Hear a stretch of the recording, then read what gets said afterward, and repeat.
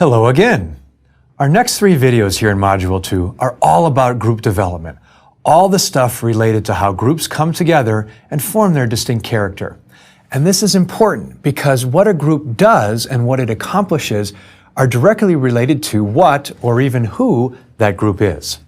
High-performing groups and teams seem to develop a distinct personality, a collective sense of identity that transcends the individual members. Conversely, low-performing groups or teams never really seem to come together, despite what might be listed formally on paper or an organizational chart. They never are more than just the sum of their parts. So let's look at the things involved in groups and teams coming together to form their distinct character or identity. We're going to focus on 3 key concepts: socialization, norms, and roles. First, socialization simply refers to the process of becoming part of a group. And although the concept of socialization may be straightforward, the actual practice of socialization can be very complex. Becoming part of a group often requires you to navigate some pretty difficult and nuanced social terrain, figuring out how everyone in the group is connected and how you fit in. And of course, all this happens through communication, how we interact with each other as the group develops. Now, certainly many groups are formed by mere assignment, like when your boss informs you that you're going to be part of a certain project team. But we're not talking about mere assignment here. We're talking about truly becoming part of the group in a social sense, thus socialization. Surely you've had the experience of technically being part of a group, yet not really belonging to the group. You're sort of on the outside socially, even if on paper you're formally part of the group. So the key is for groups to interact with each other so that everyone is socialized into the group and the group develops a distinct character or identity that transcends the mere sum of its parts. We can't just assume that since people have merely been assigned to the group, that they will automatically become part of the group. That requires further levels of interaction. And much of that interaction may be beyond what we might consider to be the normal work of the group. Things like informal conversations before and after meetings, off-site get-togethers for meals and drinks, or time spent getting to know each other, talking about personal interests and experiences.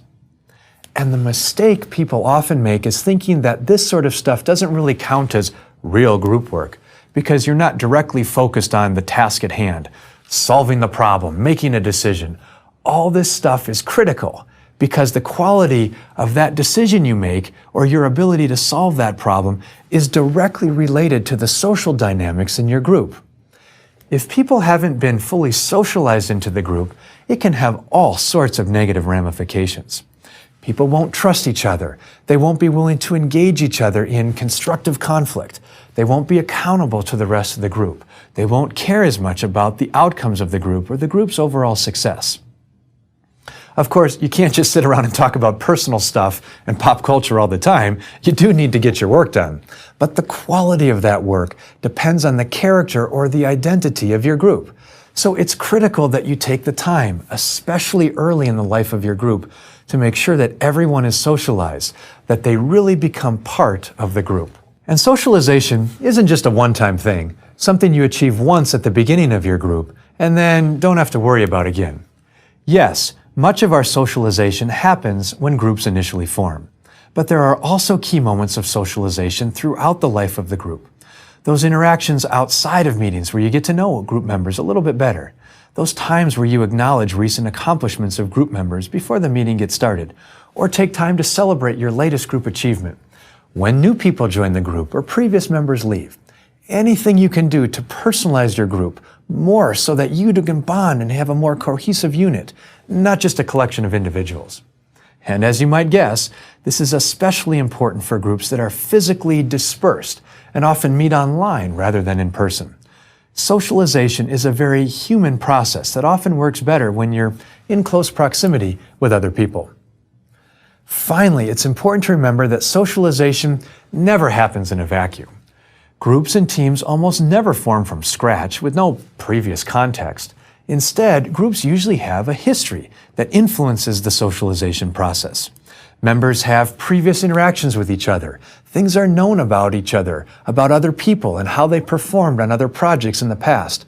or people are associated with other groups or events whose reputation precedes them. This means we all come to the table with some baggage. People assume they know who we are, what our motivations are, and how we will work. That's just inevitable. So the key for us is to work past some of the history as we form our expectations for our groups, to give others the benefit of the doubt as they socialize into our group, and to acknowledge the reservations or uncertainties that others have about our history and what we bring to the group, and thus to communicate in ways that help overcome some of these negative perceptions. Sometimes the burden is on us to work harder to fit into the group. Other times the burden is on the broader group to create the conditions that enable individuals to fit in better. Whatever the case, it is critical that we pay attention to the socialization processes of our groups so we can develop the character or identity necessary to be more successful. A second key concept of group development is the notion of group norms. As we socialize into a group with a distinct character or identity, we will inevitably develop various standards, customs, and expectations that are unique to our group and how we operate. These are called norms, things that become normal for our group. Norms are sort of like rules, but a little more informal, though sometimes more powerful. Norms are things that are generally understood by everyone in the group, even if not recorded in a formal policy or even talked about very often. Some norms are pretty simple and harmless, like normally starting a meeting with personal updates from your weekend activities or going out for lunch to celebrate a group member's birthday. But other norms are much more significant and greatly affect group performance, both positively or negatively. Like a norm that we always seek an outside opinion before making a final decision, or that no one challenges the boss and his or her ideas. A norm that people generally don't respond to work emails on evenings or weekends, or that people are expected to be available anytime during the week. These sorts of norms can help our groups be more successful, or they can be the source of much dysfunctionality. So it's very important that we pay attention to the norms that are developing in our groups.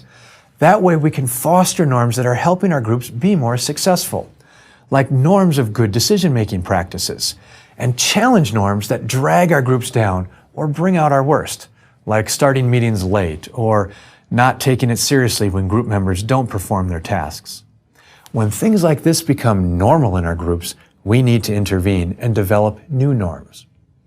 And the good news is that we can develop better norms because norms are a function of our group communication, how we interact with each other. They're not inevitable or determined. Of course, it can be difficult to overcome entrenched norms, but if we change our patterns of interaction, we can change what is normal in our groups. And I hope you can see the reciprocal relationship between group norms and group communication.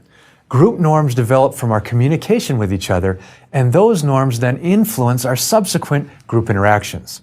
So for example, if we continually remain silent when a group member voices a bad idea, rather than engaging in constructive critique, then a norm develops that will make it increasingly difficult to practice constructive critique in the future. But we can intervene and communicate differently, starting a more virtuous cycle that leads to better group norms that enhance the overall functionality and success of our groups. So norms are a key aspect of group development related to group communication. Lastly, let's talk about roles, our final concept of group development. Roles are the various positions that people have in a group. Roles involve formal divisions of labor and responsibility, like if you're a project manager, the financial administrator, or bring some particular expertise to the group that is needed for your group to accomplish its work.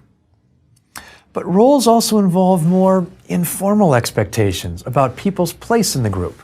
And when we talk about group members, we often refer to these sorts of roles. We don't always just identify people by name. We often say things like, she's the blank of the group, the leader, the problem solver, the numbers person, the negotiator. But these sorts of informal roles can also be quite negative, like being the late person or the slacker or the cynic. Why is this important for group communication? Well, because our roles develop from our interactions with other group members. They are created or reinforced or changed through our ongoing communication. but our roles also influence how we communicate with each other in our groups. There are certain pressures and expectations to communicate in certain ways based on your role and the role of the person you're interacting with. So roles are an essential part of a group's overall character or identity, and thus a key aspect of group development. Now, conceptually, this is pretty basic stuff, but in practice, roles are very important and something many people mess up or simply take for granted. We need to have a clear understanding of who is responsible for what, and also need a keen awareness of who fills what position in your groups and the expectations, both formal and informal, that go along with these roles. Doesn't mean roles can't change, but it will require some savvy negotiating and maneuvering. And sometimes that's necessary. So, if you need to make changes, it will help if you have a better understanding of how group roles and group communication relate to each other. So that concludes our overview of group development and the important concepts of socialization, norms, and roles. In our next two videos, we'll dig a bit deeper and explore the different models of group development to learn about how group development actually happens. We'll begin with phase models of group development, followed by multiple sequence models.